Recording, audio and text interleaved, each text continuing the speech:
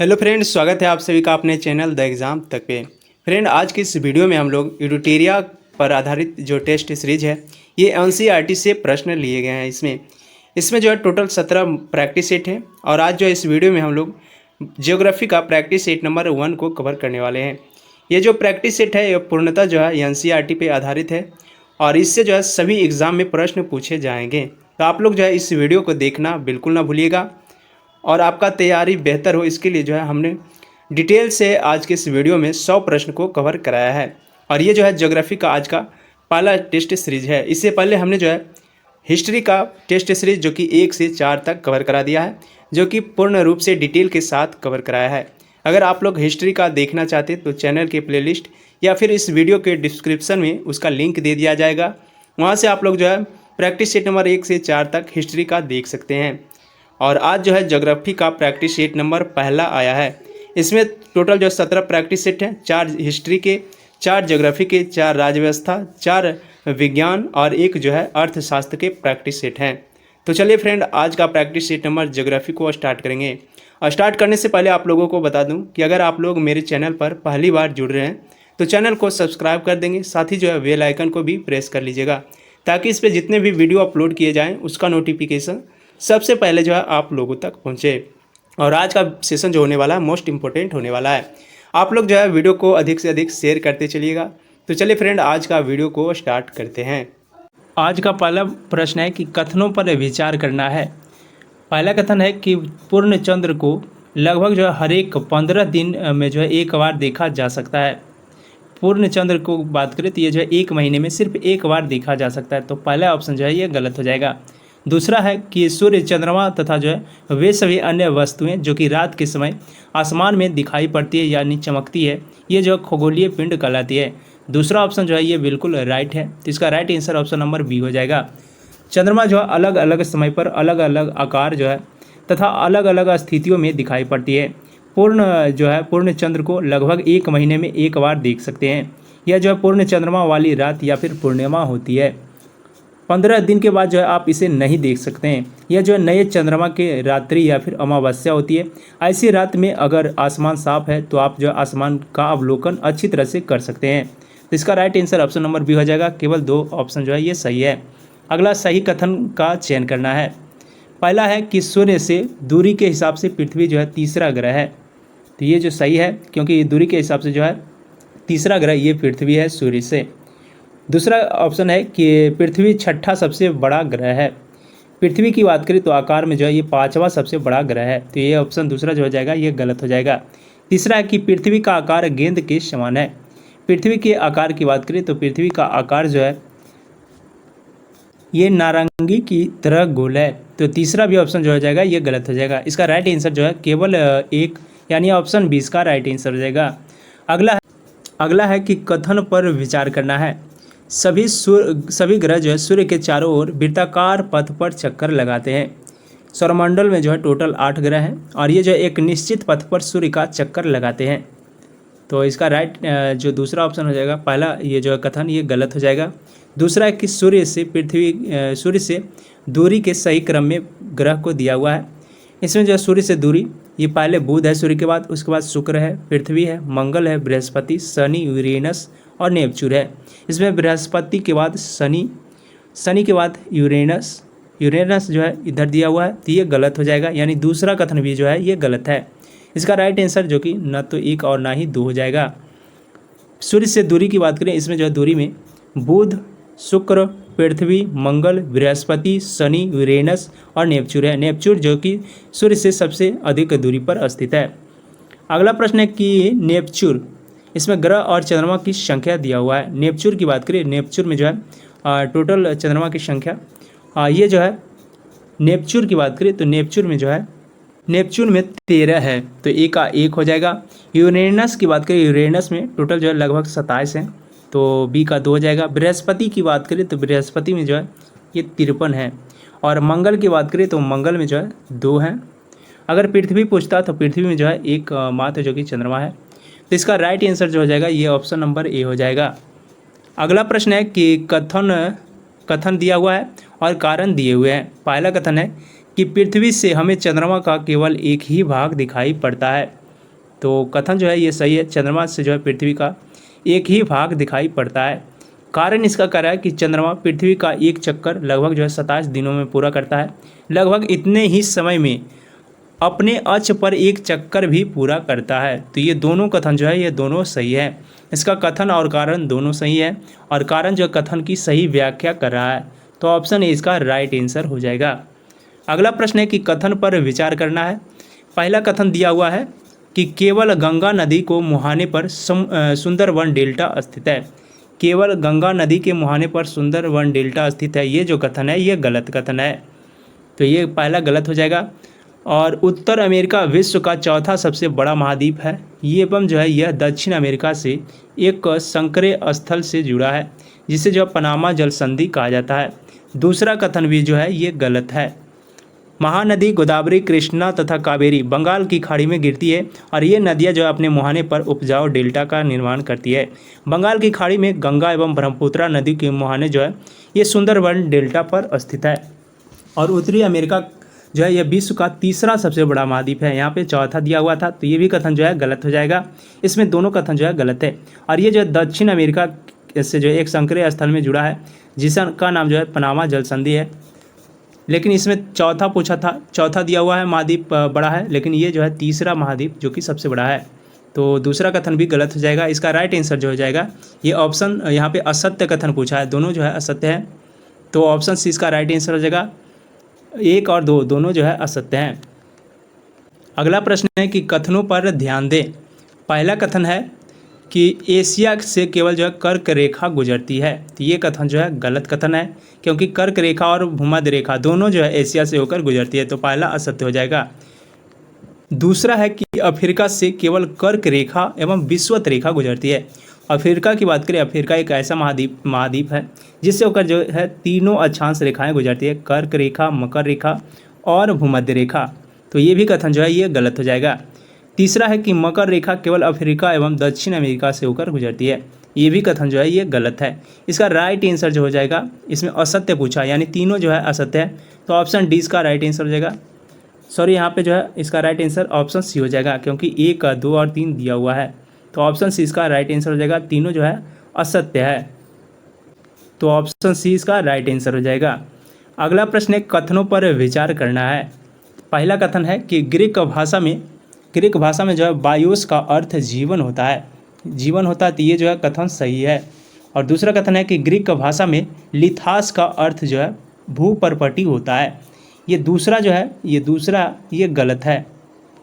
लिथास की बात करें तो लिथास का अर्थ जो होता है ये पत्थर होता है। तो दूसरा जो है कथन ये गलत हो जाएगा। तीसरा, ग्रीक भाषा में ह्यूडर का अर्थ जो है पत्थर होता है। तो ये भी कथन जो है ये गलत है।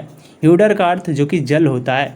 इसका राइट आंसर केवल 1 हो जाएगा। ऑप्शन ए इसका राइट आंसर हो जाएगा। बायोस का अर्थ जीवन, ह्यूडर का अर्थ जल, एटमास का अर्थ वाष्प और ग्रीक भाषा में लिथास का अर्थ जो है ये पत्थर होता है। अगला है कथनों पर विचार करना है। इसमें सभी जो है इसी प्रकार के प्रश्न मिलेंगे, तो घबराना नहीं है। सभी को जो है आराम से देखना और सभी को समझ के चलना है। और सभी जो है इम्पोर्टेंट होने वाला, क्योंकि सभी जो क्वेश्चन है ये एनसीईआरटी के प्रश्न हैं। ये हर एक एग्ज़ाम में पूछे जाते हैं। आप किसी भी एग्ज़ाम की तैयारी कर रहे हैं तो आजकल जो है प्रश्न आते हैं वो एनसीईआरटी से ही आते हैं।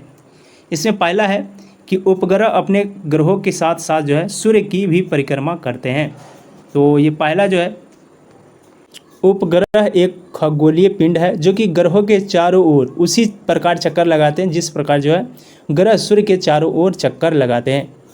चंद्रमा का व्यास पृथ्वी के व्यास से जो है 1/3 है। चंद्रमा का व्यास जो है ये पृथ्वी के व्यास से 1/3 है। तो दूसरा कथन जो है ये सही हो जाएगा और पहला कथन जो है ये गलत हो जाएगा। इसका राइट आंसर जो हो जाएगा, केवल 2 कथन सही है, यानी ऑप्शन बी इसका राइट आंसर हो जाएगा। अगला, किन ग्रहों को कोई भी उपग्रह मौजूद नहीं है।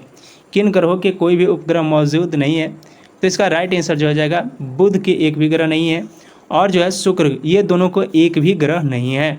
इसका राइट आंसर जो हो जाएगा ऑप्शन नंबर सी, 1 और 4। बुध की बात करें, बुध का 0 उपग्रह है और शुक्र का भी 0 ग्रह है। वहीं बात करें पृथ्वी की, तो पृथ्वी का 1 उपग्रह है चंद्रमा, मंगल का 2 है, बृहस्पति का 53, शनि का 53, यूरेनियस का 27 और नेपच्यून का 13 है। ये सारे पॉइंट आप लोग याद रखिएगा। अगला प्रश्न है कथन और कारण दिया हुआ है। कथा कथन कि जैसे जैसे हम विषुवत वृत्त से दूर जाते हैं अक्षांश रेखाएं का आकार जो है ये बढ़ता जाता है।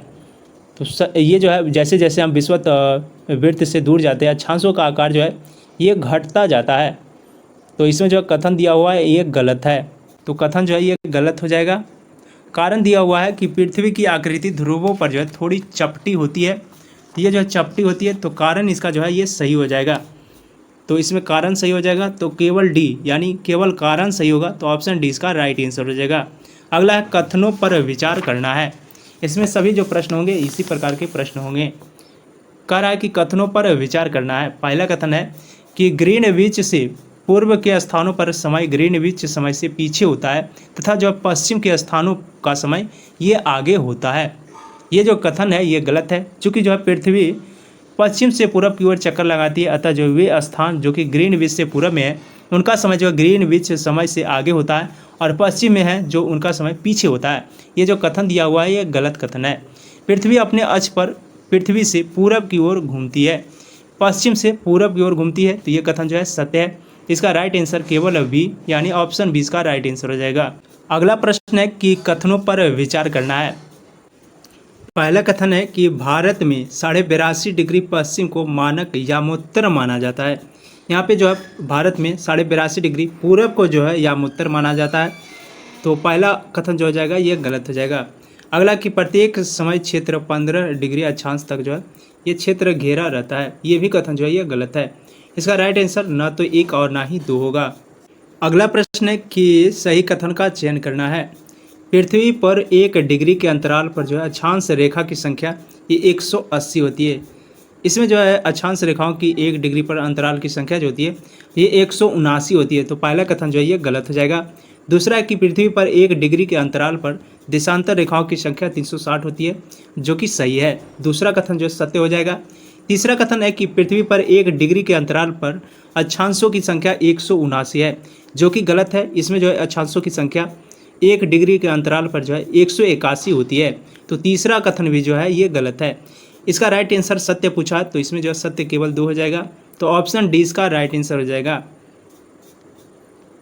अगला प्रश्न है कि सही कथन का चयन करना है। पहला कथन है कि ग्लोबल का वह वृत्त जो कि तापमान को विभाजित करता है उसे प्रदीप्त वृत्त कहा जाता है, तो ये जो कथन है ये गलत है। दूसरा है कि सूर्य के चारों ओर एक अस्थिर कक्ष में पृथ्वी की गति को घूर्णन गति कहते हैं, ये भी कथन जो है ये गलत कथन है। इसमें न तो 1 और ना ही 2 हो जाएगा। पृथ्वी की गति 2 प्रकार की होती है, एक घूर्णन एक जो है परिक्रमण होती है, और पृथ्वी अपने अक्ष पर घूमना जो है घूर्णन कहलाता है। पृथ्वी जो है सूर्य के चारों ओर एक अस्थिर कक्ष में पृथ्वी की गति को परिक्रमण कहा जाता है। पृथ्वी का अक्ष जो है एक काल्पनिक रेखा है जो कि इसके कक्षीय सतह से 66.5 डिग्री का कोण बनाती है। एक समतल जो कि कक्ष के द्वारा बनाया जाता है इसे जो कक्षीय समतल कहते हैं। पृथ्वी सूर्य से जो प्रकाश प्राप्त करती है और पृथ्वी का आकार गोले के समान है, इसलिए जो है एक समय में सिर्फ इसके आधे भाग पर ही जो है सूर्य का रोशनी पड़ता है। सूर्य के चारों ओर जो है चारों ओर वाले भाग जो है दिन में होता है, जबकि दूसरा भाग जो है ये सूर्य के दूर होता है। एक ओर जो है ये भीड़ होता है, एक ओर दूर होता है। वहाँ जो है रात होती है, जहाँ दूरी होता है वहाँ रात होती है, और जहाँ भीड़ होती है वहाँ जो है दिन होता है। तो ग्लोबल पर जो है वृत्त 2 दिन जो है दिन और रात इसको जो है विभाजित करता है, और इसे जो है प्रदीप्त वृत्त कहते हैं। तो पहला और दूसरा दोनों कथन जो है ये। अगला प्रश्न है कि 16 नंबर प्रश्न है कि दक्षिण अयनांत की स्थिति जो है ये 23 सितंबर से होती है। यहाँ पे बात करें दक्षिण अयनांत की, तो ये जो स्थिति होती है ये 22 दिसंबर को होती है, तो पहला ऑप्शन जो है ये सत्य हो जाएगा। दूसरा कि विषुवत की स्थिति जो कि 21 मार्च एवं जो 22 सितंबर को होती है, और ये जो विषुवत स्थिति ये होती है 21 मार्च और 23 सितंबर को, तो दूसरा कथन भी जो है ये असत्य हो जाएगा। तीसरा कथन है कि उत्तर अयनांत जो कि इसकी स्थिति 21 जून को होती है, तो ये कथन जो है ये सत्य है। इसमें पूछ रहा है असत्य कथन, तो असत्य जो है ये 1 और 2 है, तो ऑप्शन बी इसका राइट आंसर हो जाएगा। अगला है कि उत्तर अयनांत की स्थिति पर विचार करना है। 21 जून को जो है उत्तरी गोलार्ध सूर्य की तरफ झुका है, और ये जो है सूर्य की किरणें कर्क के रेखा पर सीधी पड़ती है। इसके परिणाम स्वरूप जो है इन क्षेत्रों में ऊष्मा अधिक प्राप्त होती है। ध्रुव के पास जो क्षेत्रों में कम ऊष्मा प्राप्त होती है, क्योंकि जो है वहाँ सूर्य की किरणें तिरछी पड़ती है। तो उत्तर ध्रुव सूर्य की तरफ झुका होता है और उत्तरी ध्रुव रेखा के बाद जो है वाले भागों पर लगभग 6 महीने तक जो है लगातार दिन होता है। तो ये सारे पॉइंट होते हैं। पहला है कि सूर्य की किरणें मकर रेखा पर लंबवत और सीधी पड़ती है, तो ये जो पहला कथन हो जाएगा ये गलत हो जाएगा। दूसरा कि उत्तरी ध्रुव सूर्य की ओर झुका है, तो ये सही है। उत्तरी ध्रुव जो होता है इसमें सूर्य की ओर झुका होता है। और 21 जून को इन क्षेत्रों में सबसे छोटे दिन होते हैं, जबकि जो है ये सबसे बड़े दिन होते हैं, तो ये गलत हो जाएगा। यानी इसका राइट आंसर सही कथन पूछा, तो सही कथन जो हो जाएगा ये केवल 2 यानी ऑप्शन सी इसका राइट आंसर हो जाएगा। अगला कथन पर विचार करना है। पहला कथन है कि सड़क, वर्षा, वन तथा जो उद्योग आदि विवरण दर्शाने वाले मानचित्र को जो है थीमैटिक मानचित्र कहा जाता है। तो पहला जो है ये सत्य है, थीमैटिक मानचित्र कहा जाता है, तो ऑप्शन ए जो हो जाएगा। पहला जो कथन है ये सत्य है। दूसरा है कि जिन प्रतीकों के उपयोग के संबंध में राष्ट्र स्तर पर जो सहमति हो उसे जो है रूढ़ प्रतीक कहते हैं। दूसरा जो है ये मानचित्रों की एक विश्वव्यापी भाषा होती है, जिसे जो है सभी आसानी से समझ सकते हैं। इन प्रतीकों के उपयोग के संबंध में एक अंतर्राष्ट्रीय समिति होती है, इसे जो है रूढ़ प्रतीक कहते हैं। तो दूसरा ऑप्शन जो हो जाएगा ये गलत हो जाएगा। इसका राइट आंसर जो हो जाएगा केवल एक जो है ये सत्य है। अगला प्रश्न है कि महाद्वीपों के संबंध में निम्न कथनों पर विचार करना है। पहला कथन है अफ्रीका महाद्वीप जो कि चारों तरफ से समुद्रों एवं महासागरों से घिरा हुआ है। तो इसमें पहला जो हो जाएगा ये सत्य हो जाएगा, क्योंकि अफ्रीका महाद्वीप जो है ये चारों तरफ से समुद्र और महासागरों से घिरा हुआ है। तो पहला कथन जो है ये सत्य है। दूसरा कथन है कि उत्तर अमेरिका 2 महासागरों से घिरा हुआ है। उत्तर अमेरिका की बात करें तो उत्तर अमेरिका जो है ये विश्व का तीसरा सबसे बड़ा महाद्वीप है, और ये जो दक्षिण अमेरिका के एक संकरीय स्थल से जुड़ा हुआ है। इसे जो है पनामा जल संधि कहा जाता है, और ये महाद्वीप जो है पूरी तरह से उत्तरी एवं पश्चिमी गोलार्ध में स्थित है। यह महाद्वीप जो है 3 महासागरों से घिरा हुआ है, यहाँ पे 2 दिया हुआ है, ये जो है दूसरा कथन गलत हो जाएगा। तीसरा कि विश्व की सबसे लंबी पर्वत श्रृंखला है जो कि हिमालय एशिया में स्थित है। यहाँ पे बात करें तो सबसे लंबी पर्वत श्रृंखला की, तो सबसे लंबी पर्वत श्रृंखला जो है ये एंडीज है। ये जो है उत्तर से दक्षिण की ओर फैली हुई है, जो कि दक्षिण अमेरिका में विश्व की सबसे लंबी नदी अमेजन नदी है। ये इसमें पूछ रहा है हिमालय जो सबसे लंबी पर्वत जो है श्रृंखला है, तो ये गलत हो जाएगा। एंडीज जो है सबसे लंबी पर्वत श्रृंखला है। तीसरा कथन भी जो है ये गलत हो जाएगा। इसमें केवल ए जो है ऑप्शन 1 केवल ए सही हो जाएगा, तो ऑप्शन ए इसका राइट आंसर हो जाएगा। अगला है कि कथन पर विचार करना है।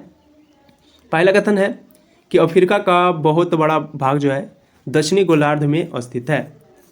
अफ्रीका का बहुत बड़ा गोलार्ध जो है ये दक्षिणी भाग में और दक्षिणी गोलार्ध में स्थित है। अफ्रीका जो कि एशिया के बाद विश्व का दूसरा सबसे बड़ा महाद्वीप है, और ये जो विषुवत रेखा या फिर जीरो अक्षांश से इस महाद्वीप के लगभग जो है मध्य में होकर गुजरती है। अफ्रीका जो है एक बहुत बड़ा भाग उत्तरी गोलार्ध में स्थित है, यहाँ पे दक्षिणी गोलार्ध दिया हुआ है, तो ये कथन गलत हो जाएगा। दूसरा कि बछेंद्री पाल विश्व की पहली महिला थी जिसने जो है एवरेस्ट पर कदम रखी।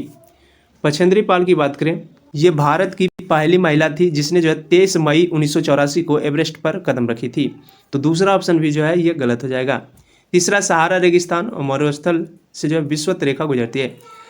ये जो है तीसरा है कि सहारा रेगिस्तान मरुस्थल से विषुवत रेखा गुजरती है, ये भी कथन जो है ये गलत है। अगर हम बात करें यहाँ पर विश्व में पहली बार जो है माउंट एवरेस्ट पर चढ़ने की बात करें, तो ये जो है जुको ताइबेई जो पहली महिला थी एवरेस्ट पे चढ़ने वाली। इसमें जो है सारा कथन ये गलत है, तो ऑप्शन डी इसका राइट आंसर हो जाएगा। अगला है कथनों पर विचार करना। पहला कथन है कि अटलांटिक महासागर ये जो है विश्व का तीसरा सबसे बड़ा महासागर है। पहला कथन जो है ये गलत कथन है, क्योंकि अटलांटिक महासागर जो है ये विश्व का दूसरा सबसे बड़ा महासागर है, और ये जो है अंग्रेजी भाषा के यस अक्षर के आकार का है। इसके पश्चिम किनारे पर जो है उत्तर एवं दक्षिण की अमेरिका, उत्तरी अमेरिका एवं दक्षिणी अमेरिका तथा जो पूर्वी किनारे पर यूरोप एवं अफ्रीका है।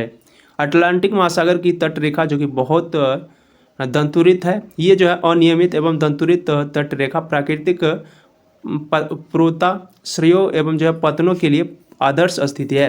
व्यापार की दृष्टि से यह जो है सबसे व्यस्त महासागर है। यहाँ पे दिया हुआ अटलांटिक महासागर जो कि विश्व का तीसरा है, तो ये दूसरा है, तो ये जो है कथन ये गलत हो जाएगा। दूसरा कथन है कि प्रशांत महासागर लगभग वृत्ताकार है। ये सही बात है कि प्रशांत महासागर जो है लगभग वृत्त के आकार का जैसा है, तो ऑप्शन जो कथन भी है ये सत्य हो जाएगा। पहला कथन है कि प्रशांत महासागर के चारों ओर केवल ऑस्ट्रेलिया, उत्तर अमेरिका, दक्षिण अमेरिका और यूरोप स्थित है। प्रशांत महासागर की बात करें तो ये जो है सबसे बड़ा महासागर है और ये जो है पृथ्वी के 1/3 भाग पर फैला है। पृथ्वी का सबसे गहरा भाग जो कि मेरियाना गर्त, ये भी जो है प्रशांत महासागर में ही स्थित है। और प्रशांत महासागर लगभग जो है ये वृत्त के आकार का जैसा है। इसमें जो है एशिया, ऑस्ट्रेलिया, उत्तर एवं दक्षिण अमेरिका इसके जो चारों ओर स्थित है। तो ये जो हो जाएगा तीसरा कथन, ये भी जो है ये गलत हो जाएगा। इसका राइट आंसर जो हो जाएगा केवल सी, यानी 2 जो है ये सही है। अगला प्रश्न है कि भारत की स्थिति के संदर्भ में सही कथन का चयन करना है। भारत की स्थिति की बात करें तो ये जो है 8 डिग्री 4 मिनट उत्तरी तथा 37 डिग्री 6 मिनट उत्तरी अक्षांश एवं 68 डिग्री 7 मिनट पूर्वी तथा 97 डिग्री 25 मिनट पूर्वी देशांतर पर स्थित है।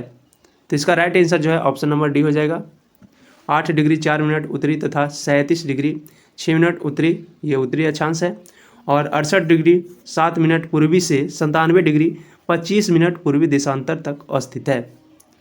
भारत उत्तरी गोलार्ध में स्थित है। ये जो है कर्क रेखा 23.5 डिग्री देश के लगभग मध्य से होकर गुजरती है। दक्षिण से उत्तर की ओर भारत के मुख्य भूमि का विस्तार जो है 8 डिग्री 4 मिनट उत्तर से 37 डिग्री 6 मिनट उत्तरी अक्षांशों के बीच स्थित है। और पश्चिम से पूरब तक जो है भारत का विस्तार ये 68 डिग्री 7 मिनट पूरब से 97 डिग्री 25 मिनट पूरब देशांतर के बीच स्थित है। तो ये सारे पॉइंट आपको याद रखना है।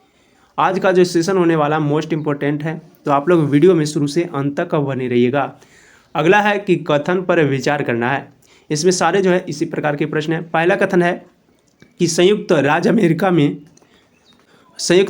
अमेरिका में 7 एवं कनाडा में जो है 6 मानक समय है। पहला जो कथन हो जाएगा ये सत्य हो जाएगा, क्योंकि संयुक्त राज्य अमेरिका में जो है 7 मानक समय है और कनाडा में 6 मानक समय है। तो पहला कथन ये सत्य हो जाएगा। दूसरा कथन है कि विश्व की सबसे ऊंची शिखर जो कि ट्रांस हिमालय पर्वत पर स्थित है। विश्व की सबसे ऊंची चोटी की बात करें, ऊंची जो शिखर है, और ये जो है हिमालय पर्वत के मुख्य 3 समानांतर श्रृंखलाओं में बांट दिया गया है। और सबसे उत्तर में स्थित श्रृंखला जो कि बृहद हिमालय एवं हिमाद्री कहते हैं, इसी श्रृंखला में जो है विश्व की सबसे ऊंची शिखर है। यहाँ पे ट्रांस हिमालय दिया हुआ है, तो ये जो है गलत हो जाएगा। बृहद हिमालय रहता तो ये जो है सही हो जाता। तो इसका राइट आंसर जो हो जाएगा केवल एक सत्य है, तो ऑप्शन ए इसका राइट आंसर हो जाएगा। अगला, नदियों का उत्तर से दक्षिण की ओर सही क्रम बांटना है। उत्तर से दक्षिण ऑप्शन के हिसाब से देखें तो सबसे उत्तर में जो है चिनाब है, उसके बाद रावी है, फिर नर्मदा है, ताप्ती है और कावेरी है। तो ऑप्शन सी इसका राइट आंसर हो जाएगा। अगला प्रश्न है कि कथन पर विचार करना है। पहला है कि केवल बांग्लादेश, चीन एवं पाकिस्तान से भारत की 5 राज्य एवं केंद्र शासित प्रदेश की सीमा लगती है। पहला जो कथन है ये गलत है, क्योंकि 5 राज्य की सीमा जो है ये बांग्लादेश, चीन, पाकिस्तान, नेपाल, इन चारों देश से लगती है। यहाँ पे 3 देश दिया हुआ है, तो ये जो है गलत कथन हो जाएगा। दूसरा है कि त्रिपुरा चारों ओर से बांग्लादेश से घिरा हुआ है, तो ये भी गलत है, क्योंकि त्रिपुरा जो है ये 3 ओर से बांग्लादेश से घिरा हुआ है।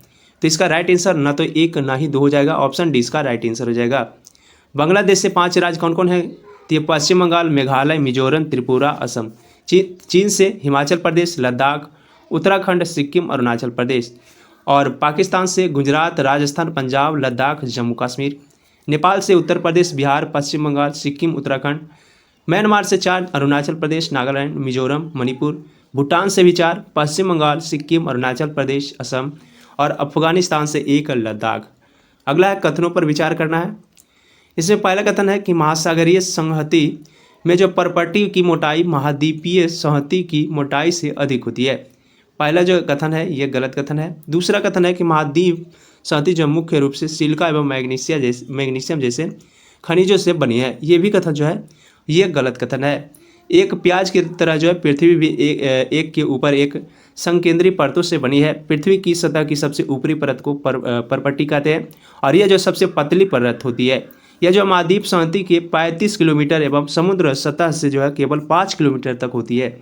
और महाद्वीपीय संहति जो है मुख्य रूप से सिलिका एवं एल्युमिनियम, यहाँ पे एल्युमिनियम नहीं दिया हुआ है, यहाँ मैग्नीशियम का रहा है। तो दूसरा कथन ये गलत हो जाएगा। सिलिका एवं एल्युमिनियम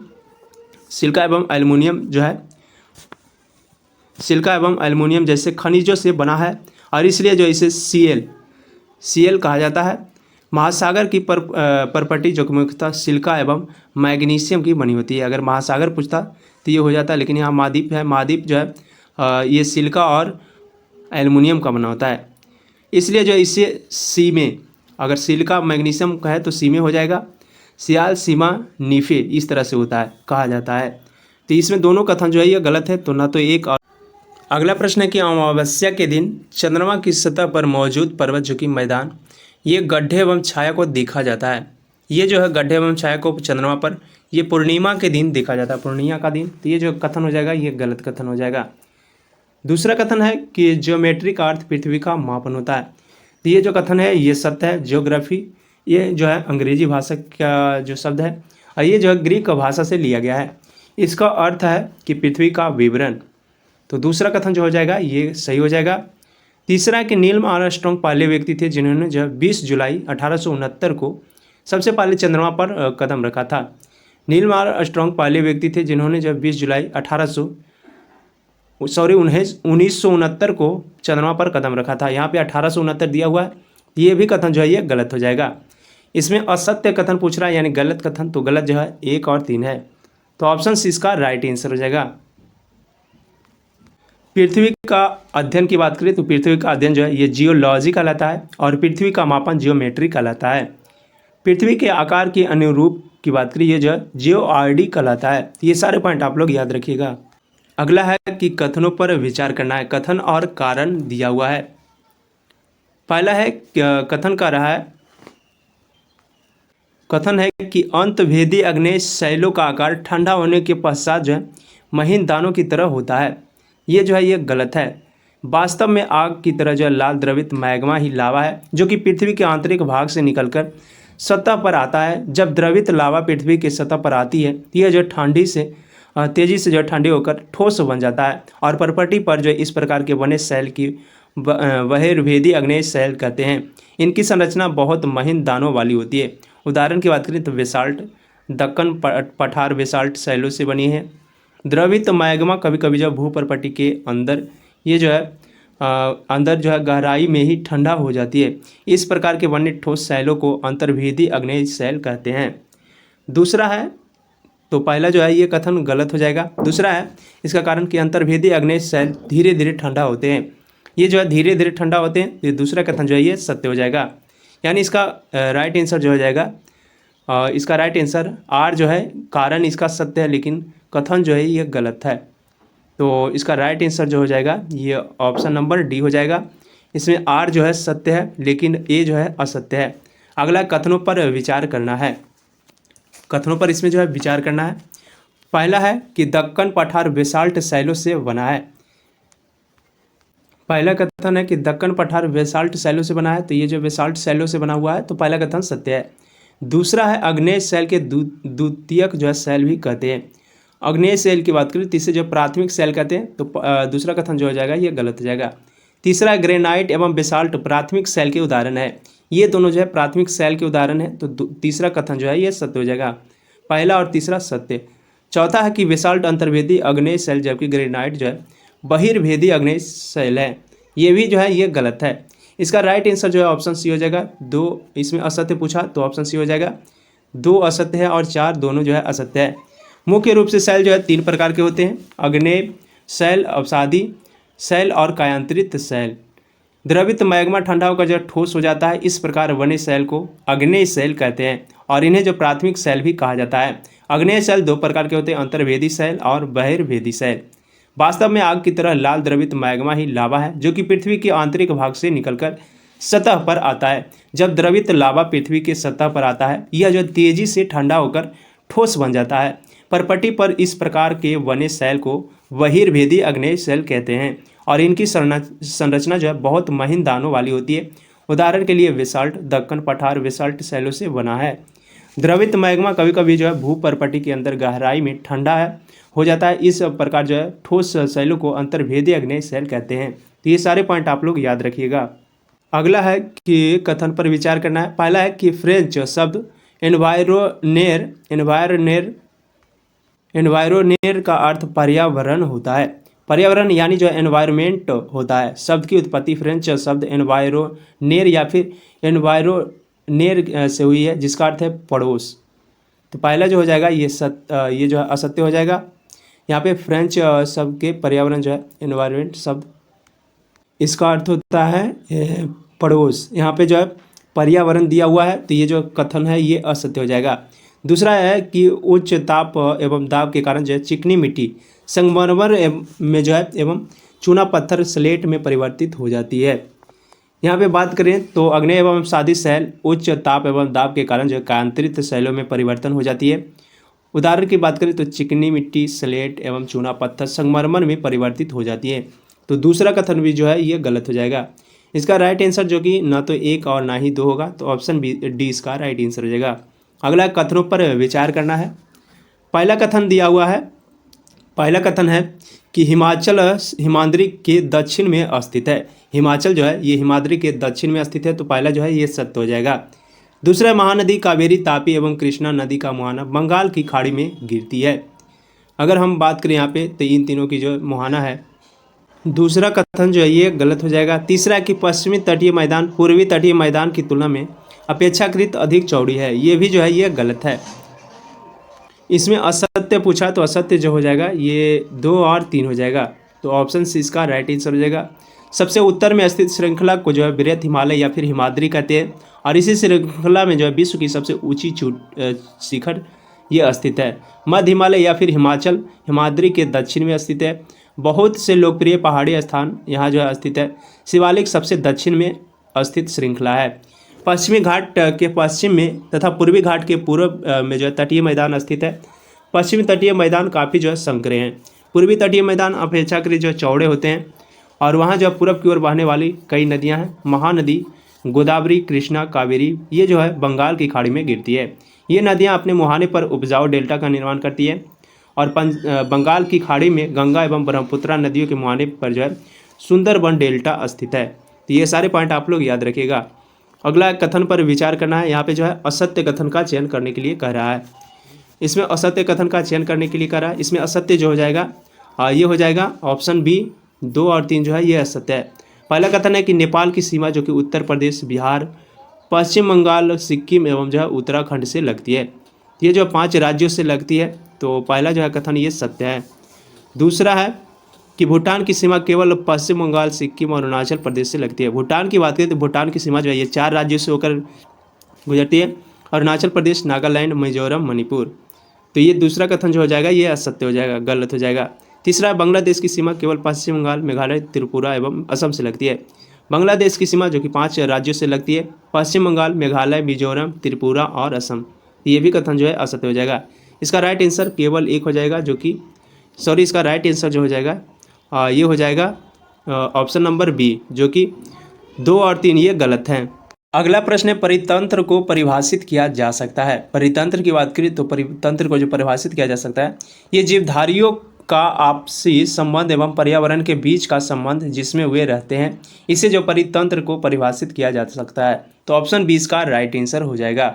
सभी पेड़ पौधे जीव जंतु एवं मानव अपने आसपास के पर्यावरण पर जो आश्रित होते हैं, प्रायः वे जो है एक दूसरे पर भी आश्रित होते हैं, और जीवधारियों का आपसी एवं अपने जो है आसपास के पर्यावरण के बीच संबंध ही परितंत्र का निर्माण करता है। अधिक वर्षा जो है दालेवान घास स्थल रेगिस्तान पर्वत झील नदी महासागर एवं छोटे से ताल इसका जो है एक परितंत्र हो सकता है। तो ऑप्शन बी इसका राइट आंसर हो जाएगा। अगला है कथन पर ध्यान दें। पहला कथन है, इसमें सत्य कथन का चयन करना। पहला कथन है कि पृथ्वी के आयतन का केवल जो 15% हिस्सा ही करोड़ है। तो ये जो कथन है ये सत्य है, पृथ्वी के आयतन का 15% हिस्सा ही करोड़ है। दूसरा कि पूर्व परपटी के ठीक नीचे मैंटल होता है, और ये जो है 2900 किलोमीटर की गहराई तक फैली होती है। दूसरा कथन भी जो है ये सत्य कथन है। परपटी के ठीक नीचे जो मैंटल होता है, और ये जो 29 किलोमीटर की गहराई तक फैली होती है। इसकी सबसे आंतरिक परत करोड़ है, जिसकी त्रिज्या जो है 3500 किलोमीटर है, और यह जो मुख्यतः निकल और लोहे से बनी होती है। इसे जो है नीफे कहा जाता है, निकल और लोहा से बना है तो नीफे कहा जाता है। और केंद्रीय करोड़ का तापमान एवं दाब जो है काफ़ी उच्च होता है। तो दूसरा कथन भी जो है ये सत्य हो जाएगा। तीसरा कथन है कि लैटिन शब्द सेडिमेंटम इसका अर्थ है रूप परिवर्तन। सेडिमेंटम की बात करें, इसका अर्थ होता है अस्थिर। यहाँ पे रूप परिवर्तन दिया हुआ, तो ये जो है गलत हो जाएगा। तीसरा कथन जो हो जाएगा ये गलत हो जाएगा। इसमें राइट आंसर पूछ रहा है सत्य का, सत्य जो ऑप्शन बी हो जाएगा 1 और 2। सेंट्रीमेटम लैटिन शब्द ये जो है सेडिमेंटम, इसका अर्थ होता है अस्थिर। एग्रियस जिसका लैटिन शब्द एग्रिस होता है और इसका अर्थ होता है अग्नि। तो ये सारे पॉइंट आप लोग याद रखिएगा। अगला प्रश्न है कथनों पर विचार करना है। पहला कथन है आंतरिक ग्रह जो कि सूर्य के बहुत नज़दीक है गैस और तरल पदार्थों से बने हैं। पार्थिव ग्रह, आंतरिक ग्रह, ये जो है बुध, शुक्र, पृथ्वी एवं मंगल को पार्थिव ग्रह या फिर आंतरिक ग्रह कहते हैं और ये जो चट्टानों से बने होते हैं। तो पहला कथन जो है ये गलत हो जाएगा। दूसरा, आंतरिक ग्रह में केवल जो है बुध, शुक्र, पृथ्वी एवं मंगल आते हैं। तो बुध, शुक्र, पृथ्वी एवं मंगल आंतरिक ग्रह में आते हैं, तो ये जो दूसरा कथन जो है ये सत्य हो जाएगा। तीसरा है कि ब्रह्म ग्रह जो कि सूर्य से बहुत दूर है और ये जो चट्टाने से बने हैं। ब्रह्म ग्रह जो है सूर्य से सबसे दूर है, सबसे दूर जो है वायु ग्रह सबसे दूर जो है पृथ्वी से ये नेपच्यून है और इसे जो है ये गैस और तरल पदार्थों से जो है ये बने हैं। तो तीसरा कथन भी हो जाएगा ये गलत, क्योंकि ये चट्टाने दिया हुआ है, ये गलत हो जाएगा। चौथा कथन है कि बाएं ग्रह जो है पृथ्वी, ये बृहस्पति, शनि, यूरेनस और नेपच्यून आते हैं। ये कथन जो है ये सत्य हो जाएंगे। सबसे दूर में जो है नेपच्यून है, उससे पहले यूरेनस, उससे पहले शनि, उससे पहले बृहस्पति। इसमें असत्य पूछ रहा, असत्य जो है पहला और तीसरा है। इसका राइट आंसर जो हो जाएगा केवल सी हो जाएगा। इसमें 1 और 3 ये दोनों जो है असत्य है। अगला प्रश्न है कि कथनों पर विचार करना है। पहला कथन है कि अपने स्थान से ध्रुव तारे का कोण माप कर अपने स्थान के जो है देशांतर को जाना जा सकता है। पहला कथन जो है ये गलत कथन है। अपने स्थान से ध्रुव तारे का कोण मापकर जो है आप अपने स्थान का अक्षांश जान सकते हैं। तो ये जो है देशांतर यहाँ पे दिया हुआ है, अक्षांश रहता तो सही हो जाता। तो पहला कथन जो है ये गलत हो जाएगा। दूसरा है पृथ्वी को 24 समय क्षेत्रों में बांटा गया है। पृथ्वी को जो है 24 समय क्षेत्रों में बांटा गया है। तो दूसरा कथन जो हो जाएगा ये सत्य हो जाएगा। इसमें सही पूछ रहा है तो सही जो है केवल बी है, ऑप्शन बी इसका राइट आंसर हो जाएगा। अगला प्रश्न है कि मृदा परिच्छेदिका में ऊपर से नीचे का सही क्रम है। ऊपर से नीचे की बात करें, इसका सही क्रम जो है पहले है ऊपर में ह्यूमस वनस्पति के साथ ऊपरी मृदा, फिर जो है बालूगाद क्ले के साथ उप मृदा, फिर जो है अपक्षयित चट्टान पदार्थ है, उसके बाद जो है जनक चट्टाने हैं। तो इसका राइट आंसर जो हो जाएगा ये ऑप्शन ये हो जाएगा, पहले 1, उसके बाद 2, उसके बाद 3, उसके बाद 4। अगला कथन पर विचार करना है। पहला कथन है कि पृथ्वी, शुक्र, बृहस्पति एवं मंगल को पार्थिव ग्रह, आंतरिक ग्रह कहा जाता है। पार्थिव ग्रह या फिर आंतरिक ग्रह की बात करें तो ये जो बुध, शुक्र, पृथ्वी एवं मंगल को कहा जाता है। तो पहला जो है पहला ये गलत हो जाएगा, क्योंकि यहाँ पे बृहस्पति दिया हुआ है। तो पहला कथन जो है ये गलत हो जाएगा। दूसरा, सबसे ज़्यादा चंद्रमा का संख्या जो है शनि एवं नेपच्यून के पास है। ये कथन जो है ये भी गलत है, क्योंकि जो है क्योंकि सबसे ज़्यादा चंद्रमा की संख्या जो है ये शनि और बृहस्पति के साथ है। तो दूसरा कथन भी जो है ये गलत हो जाएगा। तो इसका राइट आंसर ना तो 1 और ना ही 2, ऑप्शन डी इसका राइट आंसर हो जाएगा। अगला है कि कथन पर जो है विचार करना है। पहला कथन है इसमें असत्य का चयन करना है। पहला है कि क्षुद्र ग्रह मंगल एवं बृहस्पति के मध्य पाया जाता है। क्षुद्र ग्रह की बात करें तो ये जो है मंगल एवं बृहस्पति के बीच पाया जाता है। तो पहला जो है ये सत्य हो जाएगा। दूसरा, भारतीय मानक समय उत्तर प्रदेश, मध्य प्रदेश, छत्तीसगढ़, उड़ीसा, तेलंगाना से होकर गुजरती है। अगर हम लोग यहाँ पे बात करें मानक समय, तो ये जो है उत्तर प्रदेश, मध्य प्रदेश, छत्तीसगढ़, उड़ीसा, आंध्र प्रदेश से होकर गुजरती है। तो दूसरा कथन ये तेलंगाना दिया हुआ है, गलत हो जाएगा। तीसरा, कर्क रेखा एवं मकर रेखा के मध्य स्थित क्षेत्र को शीतोष्ण कटिबंध कहते हैं। कर्क रेखा एवं मकर रेखा के मध्य क्षेत्र की बात करें स्थिति को, ये जो है उष्ण कटिबंध कहते हैं। तो तीसरा भी कथन जो है ये गलत हो जाएगा, क्योंकि यहाँ पे शीतोष्ण कटिबंध दिया हुआ है, ये उष्ण रहता तो ये सही हो जाता। इसका राइट आंसर यहाँ पे असत्य पूछा है, तो असत्य जो है ये 2 और 3 असत्य है। इसका राइट आंसर केवल बी हो जाएगा। केवल 2 और 3 यानी ऑप्शन बी इसका राइट आंसर हो जाएगा। ये दोनों जो है असत्य है। अगला, जीव मंडल के संबंध में निम्नलिखित कथनों पर विचार करना है। जीव मंडल की बात करें तो जीव मंडल में जो है स्थल के अलावा जल तथा जो वायु की सीमित भाग सम्मिलित होती है। तो पहला जो कथन है ये सत्य हो जाएगा। दूसरा कथन है कि जीव मंडल के प्राणियों को मुख्यतः जो 3 भागों में बांटा गया है। बात करें यहाँ पे जीव मंडल की प्राणियों को, तो इसमें जो है प्राणियों को ये दो भागों में बांटा गया है, एक जंतु जगत, एक पादप जगत। तो दूसरा कथन जो है ये गलत हो जाएगा। तीसरा है कि जीव मंडल के सभी परिमंडल आपस में एक दूसरे को प्रभावित किए बिना जो है पारस्परिक क्रिया करते हैं।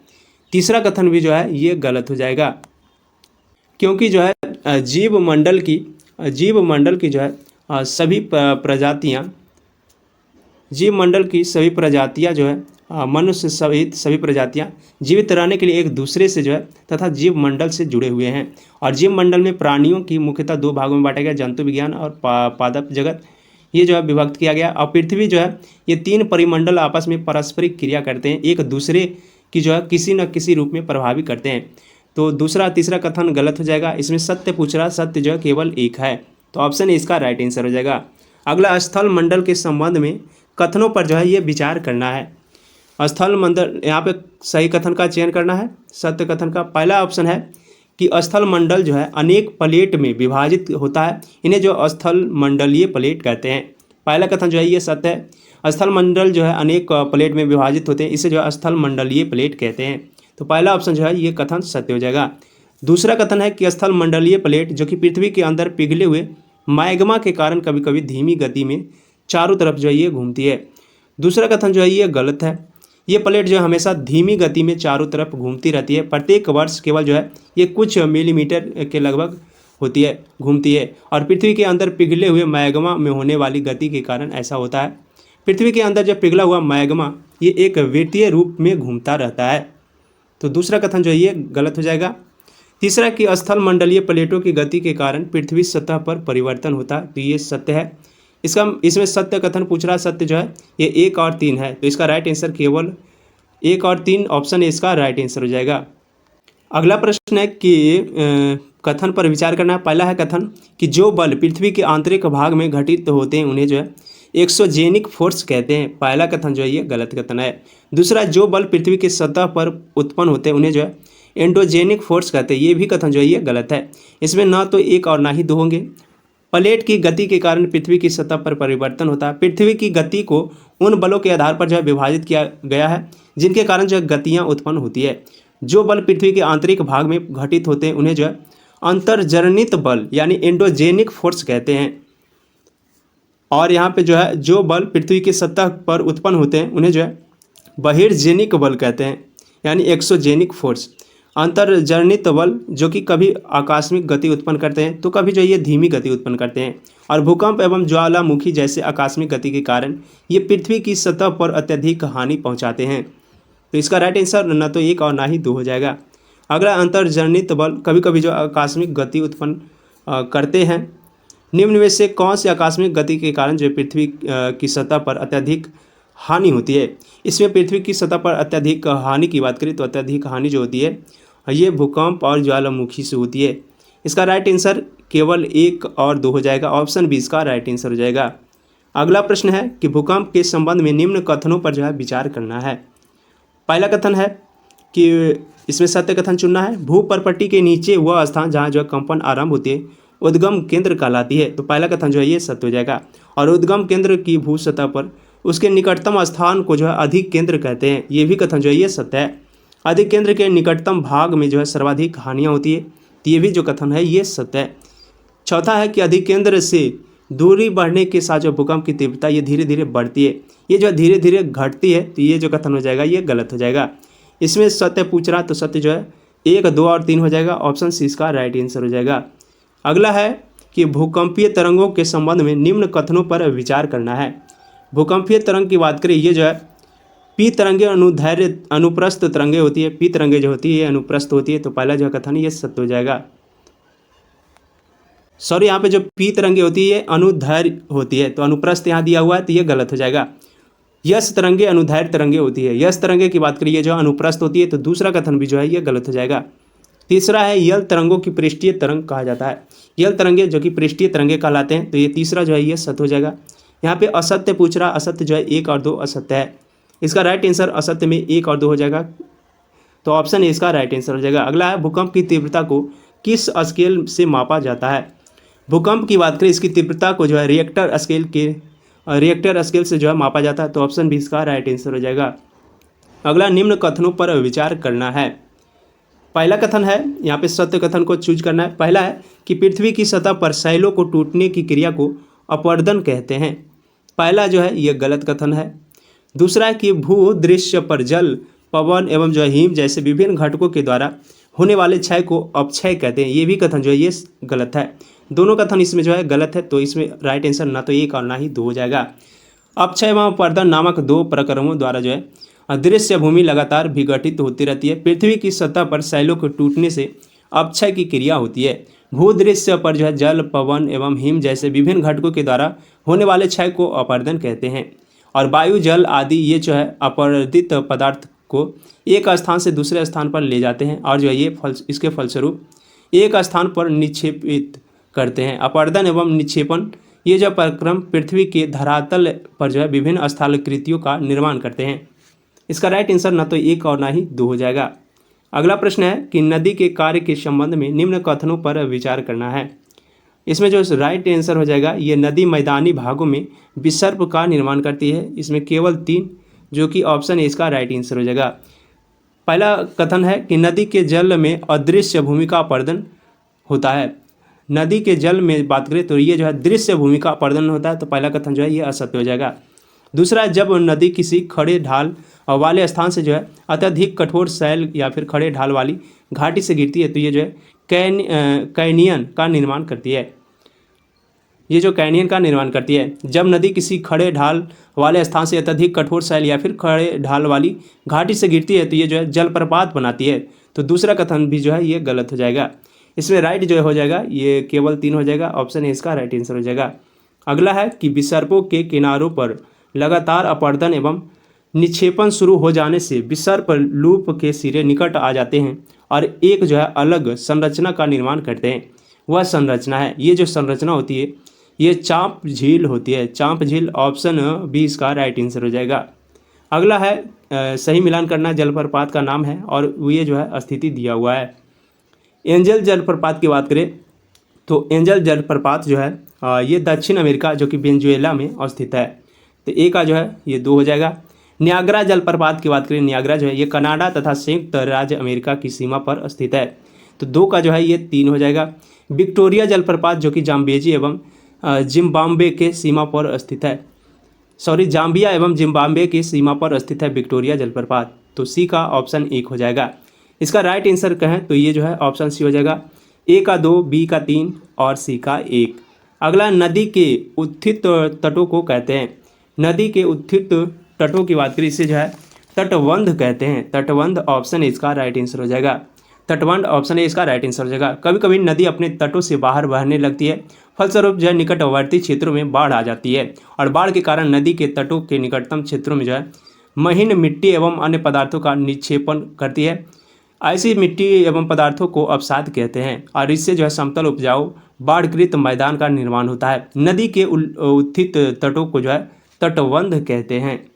अगला, नदी मार्ग के संदर्भ में निम्न कथनों पर विचार करना है। पहला कथन है कि समुद्र तक पहुँचते पहुँचते नदी का जो है प्रभाव ये धीमा होकर कई अनेक धाराओं में विभाजित हो जाता है, जिसे जो है सरिताएं कहा जाता है। पहला कथन जो है ये गलत कथन है।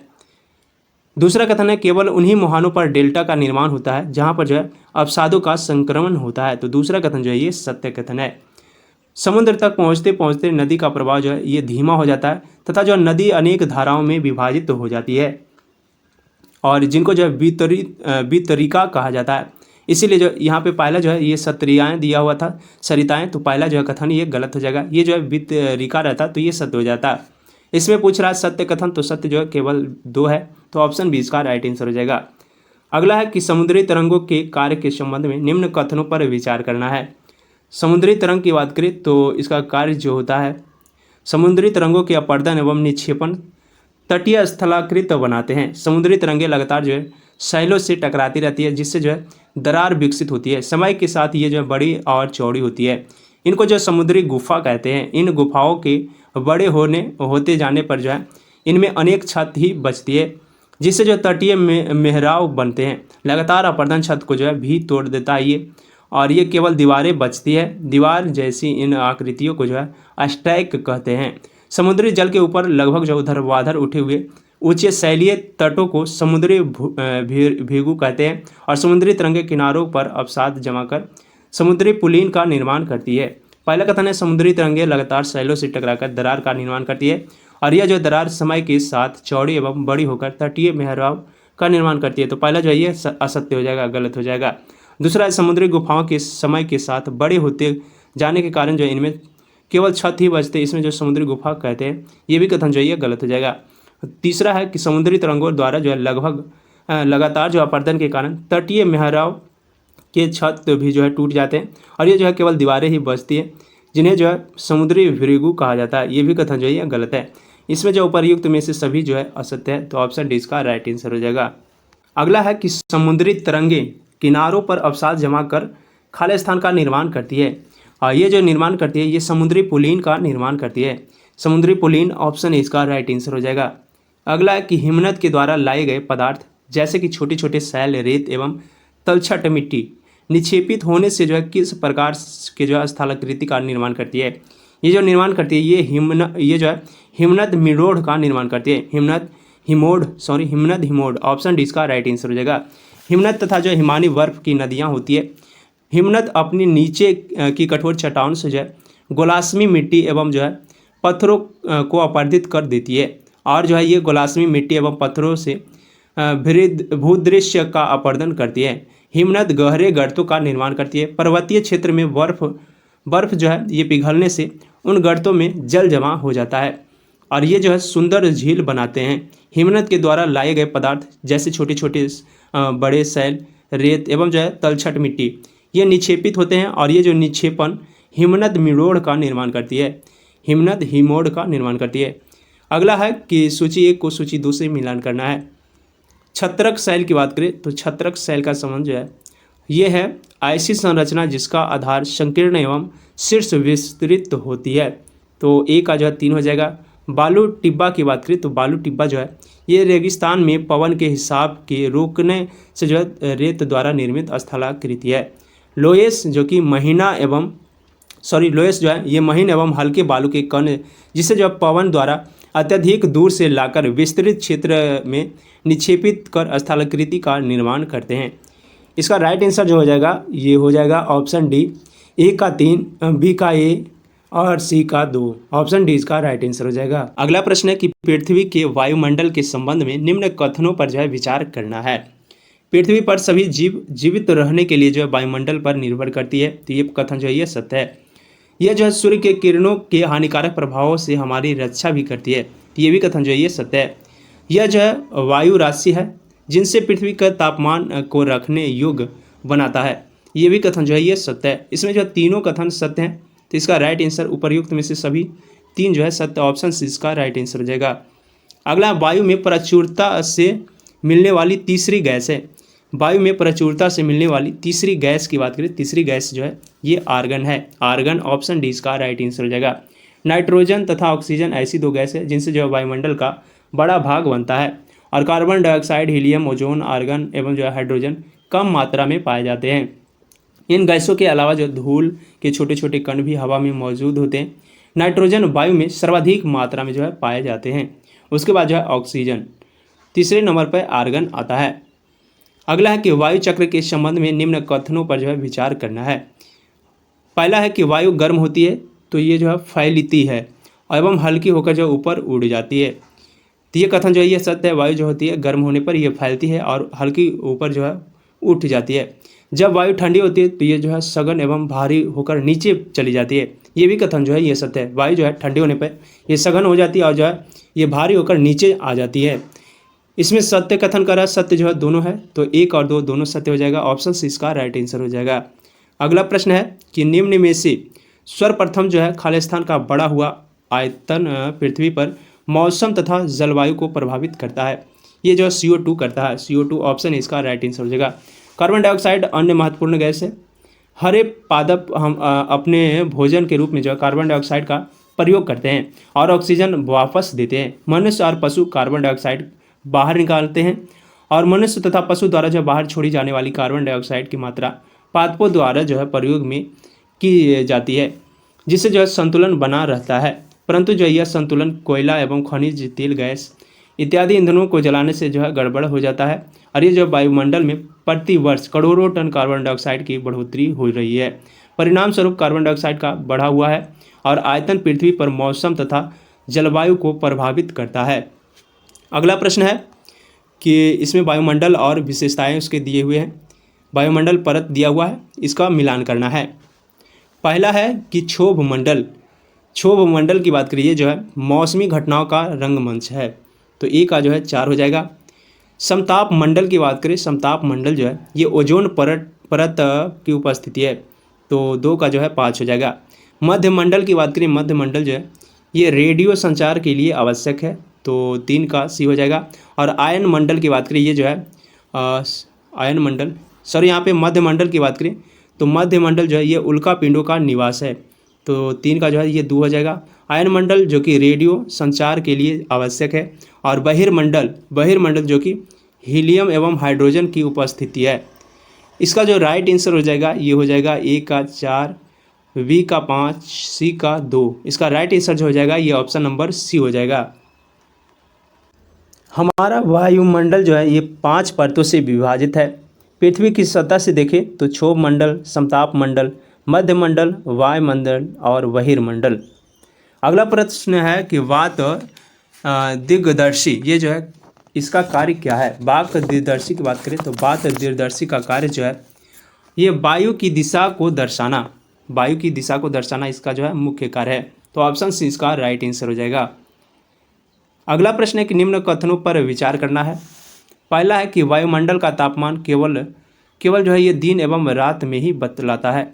वायुमंडल के तापमान की बात करें तो ये जो है दिन रात दोनों में बतलाता है और ये जो है घंटे में भी बतलाता है, प्रत्येक घंटे में भी बतलाता है, तो पहला कथन जो हो जाएगा ये गलत हो जाएगा।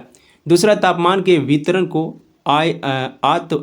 आतपन प्रभावित नहीं करता, इससे जो है आतपन प्रभावित करता है, तो दूसरा कथन भी जो है ये गलत हो जाएगा। तीसरा जो कि आतपन की मात्रा जो कि भूमध्य रेखा से ध्रुवों की ओर जाने पर जो है ये बढ़ता है, ये जो ध्रुव से भूमध्य रेखा से ध्रुव पर जाने पर घटता है, तो दूसरा कथन जो हो जाएगा ये गलत, तीसरा भी गलत हो जाएगा। इसमें जो है सत्य कथन पूछ रहा है, तो उपर्युक्त में से सभी जो है असत्य हैं यानी गलत हैं, तो उपर्युक्त में से कोई भी नहीं, ऑप्शन डी इसका राइट आंसर हो जाएगा। मौसम वायुमंडल की प्रत्येक घंटे तथा जब दिन प्रतिदिन की स्थिति होती है। आर्द्र एवं गर्म मौसम किसी भी चिड़चिड़ा जो है बना सकता है और अच्छा हवादार मौसम हमें आनंद देता है और हम जो है घूमने की योजना भी बना सकते हैं। मौसम नाटकीय रूप से जो है दिन प्रतिदिन बदलता है, किंतु जो दीर्घकाल में किसी स्थान पर औसत मौसम उस स्थान पर जलवायु बताता है। तापमान के वितरण को जो है आतपन मतलब सूर्यताप प्रभावित करता है। आपतन की बात करें, यहाँ पे आपतन की मात्रा जो भूमध्य रेखा से ध्रुवों की ओर जाने पर घटता है, क्योंकि जो पृथ्वी के भूभाग आकृति के कारण ध्रुवों की तरफ सूर्य की किरणें तिरछी पड़ती है। अगला प्रश्न है कि निम्न कथनों पर विचार करना है। पहला कथन है कि अधिक तापमान वाले क्षेत्रों में आकाश बादल युक्त एवं मौसम आर्द्र होते हैं। पृथ्वी की सतह पर वायु में भार जो है द्वारा ये जो है लगाया गया दाब वायु के दाब कहलाता है और वायुमंडल में ऊपर की ओर जाने पर दाब जो है तेजी से गिरने लगता है। समुद्र तल पर वायु दाब जो कि सर्वाधिक होती है और ऊंचाई पर जाने पर घटता है।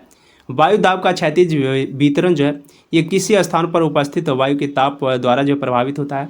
अधिक तापमान वाले क्षेत्रों में वायु गर्म होकर जो ऊपर उठती है और निम्न दाब वाले क्षेत्र बनता है। निम्न दाब वायु बादल युक्त आकाश एवं नम मौसम के साथ जुड़ा होता है, तो पहला कथन जो है ये गलत हो जाएगा। दूसरा है कि कम तापमान वाले क्षेत्र में आकाश बादल रहित होता है। कम तापमान वाले क्षेत्र में वायु जो है ठंडी होती है, इसके फलस्वरूप यह जो भारी होती है और भारी वायु निमज्जित होकर जो है उच्च दाब क्षेत्र बनाती है। उच्च दाब के कारण जो है स्पष्ट एवं स्वच्छ आकाश होता है। दूसरा कथन जो हो जाएगा ये सत्य हो जाएगा।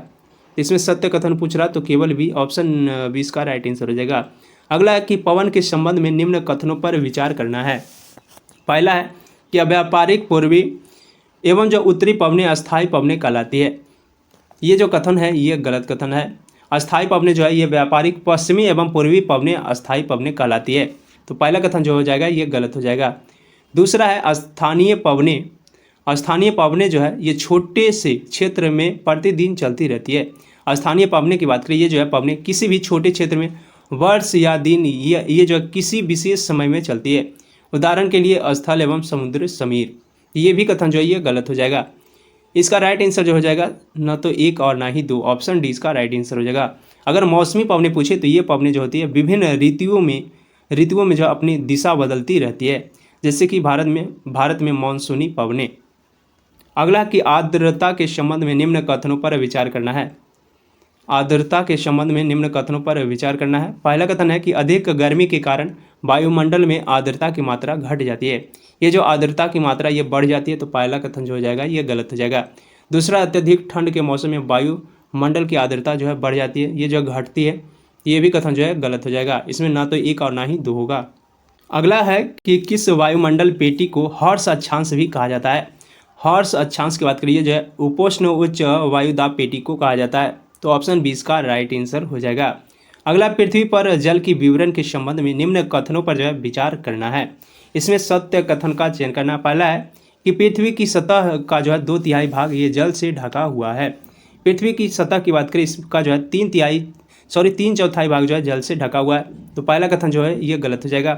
दूसरा कथन है कि पृथ्वी पर मौजूद संपूर्ण जल के विवरण में से जो है बर्फ छन्नक के रूप में जो है केवल 3% जल मौजूद है। इसमें जो है छन्नक के रूप में ये जो है 2% मौजूद है। ये 2% मौजूद है, यहाँ पे 3% दिया हुआ है, तो ये भी जो है गलत हो जाएगा। इसमें ना तो 1 और ना ही 2 हो जाएगा। महासागर जल जो है ये पृथ्वी पर ये 97.3% है। बर्फ छन्नक जो कि 2% है, और भूमिगत जल जो कि 0.68% है। तो ये सारे पॉइंट आप लोग याद रखिएगा। अगला, निम्न कथनों पर सत्य कथन का चयन करना है। इसमें सत्य कथन जो हो जाएगा ये मृत सागर इजराइल एवं जॉर्डन की सीमा पर स्थित है, तो ऑप्शन सी इसका राइट आंसर हो जाएगा। लवणता जो 1000 ग्राम जल में मौजूद नमक की मात्रा होती है, और महासागर की औसत लवणता जो कि 35 भाग प्रति 1000 ग्राम होता है। इजराइल के मृत सागर में जो है करीब 340 ग्राम प्रति लीटर लवणता होती है। तैराक इसमें जो है पलव कर सकते हैं, क्योंकि जो है नमक की अधिकता इसे जो है सघन बना देती है। अगला, निम्न कथनों पर विचार करना है। पहला कथन है कि महासागरीय सतह पर जल लगातार जो उठता और गिरता रहता है, इन्हें जो है तरंगे कहते हैं, तो ये कथन जो है ये सत्य है। अगला, सुनामी का एकमात्र कारण भूकंप है। सुनामी का एकमात्र कारण भूकंप नहीं है, बल्कि बहुत से कारण होते हैं, तो ये जो है गलत दूसरा हो जाएगा कथन। तीसरा है 2003 में भारत के तटीय क्षेत्र में आए सुनामी के कारण अंडमान एवं निकोबार द्वीप समूह में इंदिरा पॉइंट जो है ये डूब गया था। ये भी कथन जो है ये गलत है, क्योंकि ये जो है 26 दिसंबर 2004 को हिंद महासागर में सुनामी तरंगे अथवा जो है पोताश्रय तरंगे के कारण अत्यधिक विनाश हुआ था। ये तरंगे जो है उस भूकंप का परिणाम था। तो ये जो है 2003 नहीं 2004 होगा, तो ये जो है तीसरा कथन भी ये गलत हो जाएगा। इसमें पूछ रहा है सत्य कथन की, तो सत्य जो केवल 1 है, तो ऑप्शन ए इसका राइट आंसर हो जाएगा। अगला, कथनों पर विचार करना है। पहला है कि इसमें असत्य कथन का चयन करना है। पहला है कि सहारा मरुस्थल माली, नाइजीरिया, सूडान जैसे 11 देशों में फैला हुआ है। सहारा रेगिस्तान की बात करें, यह जो है विश्व का सबसे बड़ा रेगिस्तान है, और यह जो है लगभग 8.54 लाख वर्ग किलोमीटर के क्षेत्र में फैला हुआ है। और ये जो भारत का क्षेत्रफल जो कि 32.8 लाख वर्ग किलोमीटर है। सहारा रेगिस्तान जो कि 11 देशों से घिरा हुआ है। ये देश हैं अल्जीरिया, चाड, मिस्र, Libya, Mali, Mauritania, Morocco, Niger, Sudan, Tunisia एवं पश्चिमी सहारा। इसमें जो है इसमें नाइजीरिया जो है ये नहीं होगा, तो नाइजीरिया जो है इसमें नहीं होगा, तो पहला जो है असत्य हो जाएगा। दूसरा, सहारा मरुस्थल का क्षेत्रफल भारत के क्षेत्रफल का लगभग जो 5वां हिस्सा के बराबर है। ये जो है भारत के क्षेत्रफल का 32.8 लाख वर्ग किलोमीटर है, तो ये भी कथन जो है ये गलत हो जाएगा। इसमें असत्य पूछ रहा, तो ना तो 1 और ना ही 2, दोनों जो है असत्य है। दोनों जो है असत्य है, तो इसका राइट आंसर जो हो जाएगा ऑप्शन सी हो जाएगा। अगर सही पूछता तो दोनों जो है असत्य है, यानी इसमें सत्य रहता तो ना तो 1 और ना ही 2, लेकिन यहाँ पे असत्य दिया हुआ है, तो असत्य जो है 1 और 2 दोनों असत्य है। अगला कथन पर विचार करना है। पहला कथन है कि शीत ध्रुवीय प्रदेशों को जो है टुंड्रा वनस्पति में मॉस या फिर लाइकेन सम्मिलित होते हैं। पहला कथन जो है पहला कथन ये सही कथन है। इसमें जो है शीत ध्रुवीय प्रदेशों में टुंड्रा वनस्पति में मॉस और लाइकेन सम्मिलित होते हैं। तो पहला कथन जो है ये सत्य हो जाएगा। दूसरा कथन है कि ब्रह्म कमल एक जो है लैटेक्स प्रदान करने वाली वनस्पति है। ब्रह्म कमल की बात करें, ये जो है औषध्रुवीय बूटी है। तो ये भी जो है ये दूसरा कथन ये गलत हो जाएगा। इसमें जो है सही असत्य कथन पूछ रहा, असत्य जो केवल 2 है। तो ऑप्शन 20 का राइट आंसर हो जाएगा। अगला प्रश्न है कि कारगिल सिंधु नदी के बाईं और जबकि जो है लेह सिंधु नदी के ये जो दाईं ओर स्थित है। कारगिल की बात करें तो कारगिल जो है ये सिंधु नदी के दाईं ओर स्थित है और लेह नदी जो है ये सिंधु की बाईं ओर स्थित है। तो पहला जो है ये कथन गलत हो जाएगा। दूसरा है देहरा गोमपास जो कि सिक्किम में प्रसिद्ध स्थित बौद्ध मठ है। ये भी जो है ये गलत है। इसमें जो है न तो 1 और न ही 2 दोनों जो है असत्य है। तो ऑप्शन डी इसका राइट आंसर हो जाएगा। अगला प्रश्न है कि कथनों पर विचार करना है। पहला है सिंधु नदी जम्मू कश्मीर से होकर गुजरती है। सिंधु नदी जो कि जम्मू कश्मीर से होकर नहीं गुजरती, ये जो है लद्दाख से होकर गुजरती है। तो पहला जो कथन हो जाएगा ये गलत हो जाएगा। दूसरा है सयोक नदी सिंधु नदी की बाईं तरफ से मिलने वाली सहायक नदी है। ये जो दाईं तरफ से मिलने वाली है, तो ये भी कथन जो है गलत हो जाएगा। इसमें न तो 1 और ना ही 2 होगा। अगला कथनों पर विचार करना है। पहला है इसमें असत्य कथन का चयन करना है। पहला है कि गिद्ध के मृत्यु हेतु एस्प्रिन अथवा इबुप्रोफेन जैसे जो पीड़ानाशी दवाइयाँ जिम्मेदार था। तो ये जो कथन है ये सही है। गिद्ध के मृत्यु का जो मुख्य कारण था एस्प्रिन अथवा जो है इबुप्रोफेन नामक पीड़ानाशी दवाइयाँ। तो ये सत्य हो जाएगा। दूसरा है कि विश्व की वनस्पति के मुख्य प्रकार जो है 3 वर्गों में रखा जा सकता है, वन, घास स्थल तथा जो है टुंड्रा। विश्व की वनस्पति की बात करें, यह जो है मुख्य रूप से तापमान एवं आर्द्रता पर निर्भर करती है और विश्व की वनस्पति मुख्य रूप से जो है 4 वर्गों में रखा जाता है। तो ये जो है कथन ये गलत हो जाएगा। 4 वर्ग कौन कौन है? तो ये जो है 4 वर्ग वन, घास स्थल, गुल्म और टुंड्रा हैं। तो इसमें असत्य पूछ रहा, असत्य जो है केवल बी हो जाएगा। ऑप्शन 20 का राइट आंसर हो जाएगा। अगला है कि कथन पर विचार करना है। पहला कथन है कि सिटीज़ का विस्तार होगा। सिटीज़ की बात करें, इसका जो विस्तार होगा the conservation of international trade in endangered species of wild fauna and flora. इसका जो पहला कथन हो जाएगा, ये कथन जो है पहला कथन जो है ये सही नहीं होगा। यहाँ पे जो है CITIES की बात करें, इसका जो पूर्ण रूप होता है ये the convention on international trade in endangered species of wild fauna and flora होता है। तो पहला जो है ये गलत हो जाएगा। दूसरा है कि CITIES का मुख्य उद्देश्य जो है वन प्राणी एवं पौधों के नमूनों के अंतर्राष्ट्रीय व्यापार से उनके जीवन की रक्षा करना है। ये जो है सत्य है। तो दूसरा कथन जो हो सत्य हो जाएगा। इसमें सत्य कथन पूछ रहा है तो केवल बी इसका राइट आंसर हो जाएगा। अगला प्रश्न है कि वर्तमान और भविष्य की पीढ़ी के लिए एक या फिर एक से अधिक परितंत्रों की पारिस्थितिक एकता के रक्षा के लिए जो निर्धारित किए गए प्राकृतिक क्षेत्र को क्या कहा जाता है? ये जो है राष्ट्रीय उद्यान कहा जाता है। राष्ट्रीय उद्यान ऑप्शन इसका राइट आंसर हो जाएगा।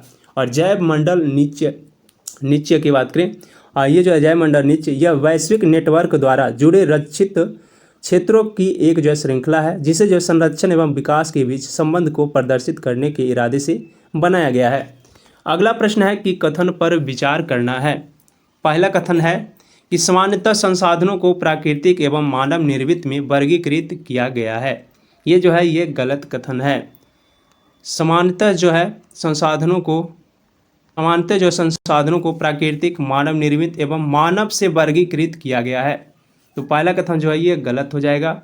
दूसरा, तीव्र ढालों पर मृदा अपरदन रोकने हेतु समोच्च रेखीय जुताई, जबकि जो है पहाड़ी ढालों पर मृदा अपरदन रोकने हेतु वैदिका फॉर्म पद्धति के द्वारा जो है कृषि सबसे उपयुक्त होती है। ये भी जो कथन है ये गलत कथन है।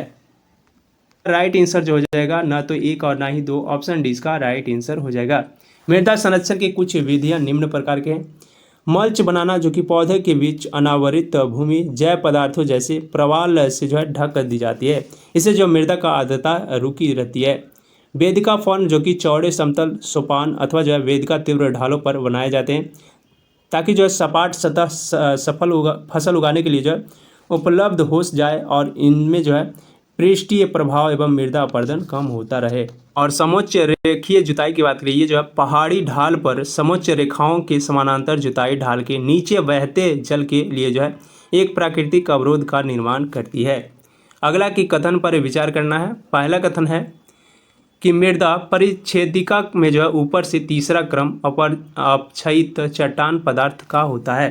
तो पहला कथन जो है ये सत्य है, तो ऑप्शन ए इसका राइट आंसर हो जाएगा। दूसरा कथन है कि भूस्खलन को रोकने के लिए सबसे प्रभावी तरीका प्रतिधारित दीवार है। इसको रोकने के लिए जो है कुछ विधियां हैं। भूस्खलन प्रभावित क्षेत्रों का जो मानचित्र बनाकर इसमें प्रभावित होने वाले स्थानों को जो है इंगित करना, इस प्रकार जो है इन क्षेत्रों को आवास बनाने के लिए छोड़ दिया जाना, ये सभी जो है रोकने का मुख्य कारण। भूस्खलन को रोकने का सबसे प्रभावी तरीका है वनस्पति आवरण में वृद्धि। तो दूसरा कथन जो है ये गलत हो जाएगा, इसमें सत्य कथन जो है केवल एक हो जाएगा, तो ऑप्शन ए इसका राइट आंसर हो जाएगा। अगला है निम्न कथनों पर विचार करना है। पहला है कि केवल समय मृदा परिच्छेदिका की मोटाई को निश्चित करता है। ये जो कथन है ये गलत कथन है। जनक शैल रंग गठन रासायनिक गुणधर्म खनिज मात्रा प्रागम ये जो निर्धारित करती है, और उच्चावच तुरंगता जो है ये ढाल मृदा के संचय को निर्धारित करती है। दूसरा कथन तो पहला जो है ये गलत हो जाएगा। दूसरा है कि केवल वनस्पति जगत प्राणी जगत ह्यूमस निर्माण की दर को प्रभावित करता है, ये जो है सत्य है। तीसरा कि केवल उच्चावच तुंगता में ही मृदा के संचय का निर्धारण होती है, तो ये भी जो है ये सत्य है। इसमें जो है असत्य, ये एक असत्य है। इसमें सही कथन कर रहा है तो सही जो हो जाएगा ये 2 और 3 हो जाएगा, तो ऑप्शन डी इसका राइट आंसर हो जाएगा। उच्चावच तुरंग और ढाल मृदा के संचय को निर्धारित करती है। जलवायु तापमान वर्षा अपक्षय और जो ह्यूमस निर्माण की दर को प्रभावित करती है। वनस्पति जात प्राणी जात और सूक्ष्म जीव ह्यूमस निर्माण की दर को प्रभावित करते हैं। समय मृदा परिच्छेदिका की मोटाई को जो है निश्चित करता है। तो यहाँ पे केवल लगा हुआ था, इसलिए पहला कथन जो है ये गलत हो जाएगा। अगला एक प्रयोगशाला में विकसित मछली के मांस के उत्पादन के लिए जो है निम्न में से किस तकनीक का उपयोग किया जाता है। इसमें जो उपयोग किया जाता है ये सेलुलर कृषि का उपयोग किया जाता है। सेलुलर कृषि, ऑप्शन सी इसका राइट आंसर हो जाएगा। अगला अंतरिम बजट 2024 में किस मंत्रालय को सबसे अधिक बजट आवंटित किया गया था। इसमें जो सबसे अधिक बजट ये रक्षा मंत्रालय को आवंटित किया गया था, तो ऑप्शन इसका राइट आंसर हो जाएगा। वित्त मंत्री निर्मला सीतारमण के आंतरिक बजट 2024 संसद में जो है पेश किया गया, और यह जो 6ठी बार था जब वित्त मंत्री निर्मला सीतारमण ने बजट पेश किया। इन्होंने जो अपने कार्यकाल का पहला अंतरिम बजट भी पेश किया, और अंतरिम बजट से मिले दस्तावेजों के मुताबिक जो है रक्षा मंत्रालय को सबसे अधिक 6.1 लाख करोड़ का आवंटन दिया गया। इसके बाद जो है सड़क परिवहन एवं राजमार्ग मंत्रालय जो कि 2.78 लाख करोड़ रुपये के साथ दूसरे स्थान पर था। अगला कि हाल ही में भारत सरकार द्वारा किस हवाई अड्डे को अंतर्राष्ट्रीय हवाई अड्डे का दर्जा दिया गया है।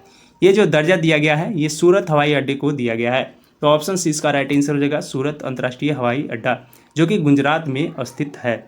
अगला कि ग्लोबल जेंडर गैप रिपोर्ट, इसमें जो है किसके द्वारा प्रकाशित किया जाता है। ग्लोबल जेंडर गैप रिपोर्ट की बात करें, ये जो है विश्व आर्थिक मंच के द्वारा प्रकाशित किया जाता है, तो ऑप्शन ए इसका राइट आंसर हो जाएगा। अगला है कि ऑस्ट्रेलियन ओपन 2024 पुरुष एकल का खिताब किसने जीता है। अगला प्रश्न है कि ऑस्ट्रेलियन ओपन 2024 में जो पुरुष एकल का खिताब ये किसने जीता।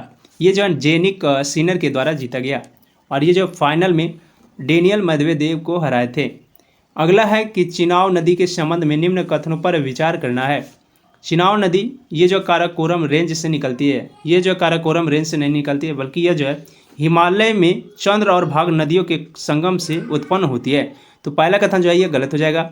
अगला कथन है थियोट इसकी सहायक नदियां हैं। इसकी सहायक नदियां की बात करें तो नियार नाला, सोहला, भूत नाला, मुरुसुदूर और जो है लियाद्री, ये सभी जो है इसकी प्रमुख सहायक नदियां हैं, तो ये कथन जो है ये सत्य हो जाएगा। तीसरा, रतले जल विद्युत परियोजना चिनाब नदी पर स्थित है। रतले जल विद्युत परियोजना जो कि जम्मू कश्मीर में है, और ये जो है चिनाब नदी पर स्थित है, तो तीसरा भी कथन जो है ये सत्य हो जाएगा। इसमें पूछ रहा है कि सत्य कथन कौन कौन से है, तो ये 2 और 3 हो जाएगा। 2 और 3 जो है ये सत्य है, इसमें ऑप्शन नहीं है तो 2 और 3 सत्य हो जाएगा। अगला है कि उत्सर्जन के संदर्भ में हाइब्रिड वाहनों और पारंपरिक वाहनों के बीच जो है अंतर के संदर्भ में निम्न कथनों पर सही कथन का चयन करना है। इसमें सही कथन जो हो जाएगा ये ऑप्शन बी हो जाएगा। हाइब्रिड जो वाहन है समग्र कम उत्सर्जन करते हैं, ये जो है समग्र कम उत्सर्जन करते हैं, तो ऑप्शन बी का राइट आंसर हो जाएगा। हाइब्रिड वाहनों में जो है एक आंतरिक दहन जलन और जो है एक इलेक्ट्रिक मोटर दोनों होते हैं, ये दोनों होते हैं हाइब्रिड वाहन जो कि ईंधन की खपत को कम करके और कम दूरी के लिए जो है बिजली का उपयोग करके कार्बन उत्सर्जन को कम करते हैं। अगला प्रश्न है कि भारत में हिम तेंदुए जनसंख्या आंकलन का रिपोर्ट के बारे में सही कथन ज्ञात करना है। इसमें जो सही कथन हो जाएगा, इसमें सत्य कथन जो हो जाएगा ये SPAI कार्यक्रम भारत में हिम तेंदुओं की आबादी का आकलन करने का उद्देश्य से पहला अभ्यास था, तो ऑप्शन ए केवल ए इसका राइट आंसर हो जाएगा। केंद्रीय पर्यावरण वन और जलवायु परिवर्तन मंत्री जो कि भूपेंद्र यादव ने भारत की पहली हिम तेंदुआ जनसंख्या आकलन रिपोर्ट जारी की और भारतीय वन्यजीव संस्थान द्वारा जो है समन्वित 4 साल के लंबे वैज्ञानिक अभ्यास में जंगल में लगभग जो है 718 हिम तेंदुओं का अनुमान लगाया गया। लद्दाख में 477 के साथ पहले स्थान पर रहा। इसके बाद जो उत्तराखंड 124, हिमाचल प्रदेश 51, अरुणाचल प्रदेश 36, सिक्किम 21, जम्मू कश्मीर 9 रहे और भारत में वैश्विक हिम तेंदुए की आबादी जो कि 10 से 15% हिस्सा है। अगला प्रश्न है, हाल ही में किस मंत्रालय ने the Indian economics a review शीर्षक से रिपोर्ट जारी की है। ये जो रिपोर्ट जारी की है ये वित्त मंत्रालय ने की है। ऑप्शन सी इसका राइट आंसर हो जाएगा। अगला है कि चित्री मुहाना कहाँ स्थित है। चित्री मुहाना की बात करिए जो है केरल में स्थित है, केरल। ऑप्शन डी इसका राइट आंसर हो जाएगा। चित्री मुहाना एक तटीय क्षेत्र को संदर्भित करता है जहाँ एक नदी समुद्र से मिलती है जिससे जो है खारे पानी का वातावरण जो है बनता है और यह जो भारत के केरल के कासरकोड जिले में स्थित है। अगला प्रश्न है कि CARES वेब पोर्टल जिसे जो है हाल ही में समाचारों में देखा गया, ये किस क्षेत्र से जुड़ा है। ये जो जुड़ा है ये कोयला क्षेत्र से जुड़ा है, कोयला। ऑप्शन सी इसका राइट आंसर हो जाएगा। हाल ही में केंद्रीय मंत्री जो कि प्रहलाद जोशी ने कोयला खान भविष्य निधि संगठन जो कि CMPFO के लिए CARES वेब पोर्टल लॉन्च किया है और ये जो है CTAC द्वारा विकसित इस योजना का उद्देश्य कोयला क्षेत्र में 3.3 लाख भविष्य निधि असंधारणों और जो 6.1 लाख पेंशन भोगियों के लिए जो रिकॉर्ड का डिजिटलीकरण करना एवं प्रक्रिया को जो है कामगार बनाना है। तो ये सारे पॉइंट आप लोग याद रखिएगा। अगला है कि सपिंड विवाह के संदर्भ में हिंदू विवाह अधिनियम 1955 का उद्देश्य निम्न में से किस एक को जो है विनियमित करना है। इसका जो राइट आंसर हो जाएगा ये ऑप्शन डी हो जाएगा, रिश्ते की अगला प्रश्न है, निम्न कथनों पर विचार करना है। पहला है कि डिजिटल डिटॉक्स पहल, ये जो है हाल ही में खबरों में देखी गई, ये बिहार राज्य से जुड़ी हुई है। पहला जो कथन है ये गलत कथन है। दूसरा है कि सीरम इंस्टीट्यूट ऑफ इंडिया ने अत्यधिक प्रौद्योगिकी उपयोग के उत्पन्न मानसिक स्वास्थ्य चुनौतियों का समाधान करने के लिए जो है डिजिटल डिटॉक्स पहल की शुरुआत की। ये जो कथन है ये भी गलत कथन है। कर्नाटक सरकार ने AIGDF और जो है NIMHANS के साथ साझेदारी से अत्यधिक प्रौद्योगिकी उपयोग में उत्पन्न मानसिक स्वास्थ्य चुनौतियों को समाधान करने के लिए जो है डिजिटल डिटॉक्स पहल की शुरुआत की थी। तो ये दोनों कथन जो है ये असत्य हो जाएगा यानी गलत हो जाएगा। इसमें सही कहें तो सही जो है ना तो 1 है और ना ही 2 है।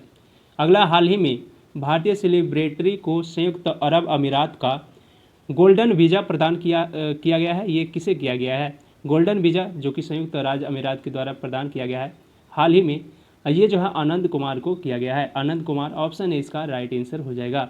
और हाल ही में सुपर 30 के संस्थापक आनंद कुमार को जो है संयुक्त अरब अमीरात से जो है गोल्डन वीज़ा प्रदान किया गया है। इससे पहले बॉलीवुड के अभिनेता शाहरुख खान को, सलमान खान को और संजय दत्त को किया गया था। अगला है कि निम्न कथनों पर विचार करना है। कथन पहला है कि 5वें राष्ट्रीय परिवार स्वास्थ्य सर्वेक्षण के अनुसार 2019 से 21 में 15 से 19 साल की महिलाओं में एनीमिया का व्यापकता में 54.1% से 59.1% तक की वृद्धि हुई है। पहला कथन जो है ये सत्य कथन है, तो ये जो है सत्य हो जाएगा। कथन 2 है कि 2019 से 21 की अवधि में जो है 15 से 19 साल के महिलाओं में जो है आयरन में भरपूर जो है फोर्टिफाइड खाद्य पदार्थों के सेवन में वृद्धि हुई, इसमें जो है कमी हुई थी। तो ये जो दूसरा ये गलत हो जाएगा। इसमें पूछ रहा है कि कौन सा कथन जो है ये सत्य है, तो कथन 1 जो है सही है, लेकिन कथन 2 ये गलत है। इसका राइट आंसर जो हो जाएगा ये ऑप्शन नंबर सी हो जाएगा। कथन 1 सही है परंतु कथन 2 जो है ये गलत है। अगला प्रश्न है, विश्वविद्यालय अनुदान आयोग यानी यूजीसी के संदर्भ में निम्न कथनों पर विचार करना है। यूजीसी जो कि राष्ट्रीय शिक्षा नीति यानी कि 2020 में उल्लेखित उच्च शिक्षा सुधारों के लिए कार्यान्वयन किया निकाय है। तो ऑप्शन बी, ऑप्शन 2 जो कथन है ये सत्य है, तो ऑप्शन डी इसका राइट आंसर हो जाएगा। अगला प्रश्न है कि आर्थिक सर्वेक्षण के संदर्भ में निम्न कथनों पर विचार करना है। इसमें पहला कथन है कि इसे भारत के मुख्य आर्थिक सलाहकार के मार्गदर्शन में तैयार किया गया है, तो ये कथन जो है ये सत्य कथन है। दूसरा दस्तावेज जो है प्रकृति में बाध्यकारी है और पहली बार जो है 1964 में प्रस्तुत किया गया। दूसरा कथन जो है ये गलत कथन है। दस्तावेज जो है ये प्राकृतिक में कोई भी बाध्यकारी नहीं होता है, तो ये जो कथन है ये गलत है। दूसरा कथन जो है कि गलत हो जाएगा। तीसरा है कि यह भारत की जीडीपी वृद्धि, मुद्रास्फीति दर और जो प्रक्षेपण, विदेशी मुद्रा भंडार एवं व्यापार घाटे पर एक दृष्टिकोण देता है, तो ये भी कथन जो है ये सत्य हो जाएगा। इसमें सही बोले तो ये जो है ऑप्शन सी हो जाएगा। 1 और 3 ये दोनों कथन जो है ये सत्य है। अगला मेकांग नदी, ये जो है निम्नलिखित में से किस देश से होकर गुजरती है। मेकांग नदी की बात करें, ये जो है चीन, म्यांमार, लाओस, थाईलैंड, कंबोडिया और वियतनाम से होकर गुजरती है। तो इसका राइट आंसर ऑप्शन ए हो जाएगा, चीन, म्यांमार, लाओस, थाईलैंड, कंबोडिया और वियतनाम। मेकांग नदी जो कि पूर्वी एशिया और दक्षिणी पूर्वी एशिया में एक सीमा पार नदी है। यह जो दुनिया की 12 सबसे लंबी और एशिया की तीसरी सबसे लंबी नदी है। इसकी उत्पत्ति चीन में तिब्बत पठार के संजियानियुंग से होती है। यह जो नदी दक्षिण चीन सागर में। अगला प्रश्न है कि निम्न कथनों पर विचार करना है। पहला कि वार्षिक बजट के लिए राष्ट्रपति की सहमति की आवश्यकता होती है और अंतरिम बजट के लिए ऐसी सहमति की आवश्यकता नहीं होती। ये कथन जो है ये गलत है, क्योंकि वार्षिक बजट और आंतरिक बजट दोनों को प्रभावी होने के लिए जो है राष्ट्रपति की सहमति की आवश्यकता होती है। पहला कथन जो है ये गलत हो जाएगा।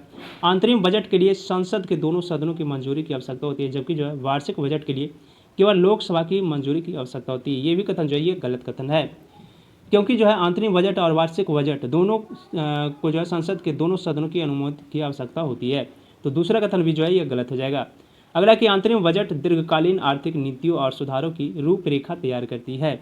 ये भी कथन जो है ये गलत है। अंतरिम बजट जो है आमतौर पर नई सरकार बनाने तथा छोटी अवधि के लिए सरकारी व्यय के लिए संसद की मंजूरी लेने की पेश किया जाता है। तो ये भी कथन जो है ये गलत हो जाएगा। इसमें जो है असत्य कथन पूछ रहा, तीनों जो है असत्य है, तो ऑप्शन सी इसका राइट आंसर हो जाएगा। अगला, निम्नलिखित में से किस अंतर्राष्ट्रीय संगठन ने संयुक्त रूप से जो है कोडेक्स एलिमेंटेरियस कमीशन की स्थापना की। ये जो स्थापना की है ये की है विश्व स्वास्थ्य संगठन WHO एवं जो है खाद्य एवं कृषि संगठन FAO के द्वारा जो है ये किया गया है। तो ऑप्शन ए इसका राइट आंसर हो जाएगा। तो फ्रेंड, आज के इस वीडियो में हमने जो है ज्योग्राफी के टोटल 100 प्रश्न जो कि शीट नंबर 1 के थे सभी को जो है डिटेल के साथ कवर कराया है। ये वीडियो जो है लॉन्ग चला गया, इससे कोई दिक्कत नहीं, क्योंकि आपको जो है डिटेल के साथ हमने सारे प्रश्न को कवर कराया है। और वीडियो अगर आपको अच्छी लगी तो वीडियो को लाइक कर देंगे, और अगर आपको लगा कि आज की वीडियो में हमने बहुत सारे कुछ सीखे हैं तो अपने दोस्तों के साथ भी अधिक से अधिक शेयर कीजिएगा। और अभी तक मेरे चैनल से नहीं जुड़े हैं तो चैनल को सब्सक्राइब कर देंगे, साथ ही जो है बेल आइकन को भी प्रेस कर लीजिएगा। और वीडियो अच्छी लगी तो आप लोग लाइक करना न भूलिएगा। अब हम लोग अगले प्रैक्टिस सेट में मिलेंगे। आज के लिए इतना ही। जय हिंद।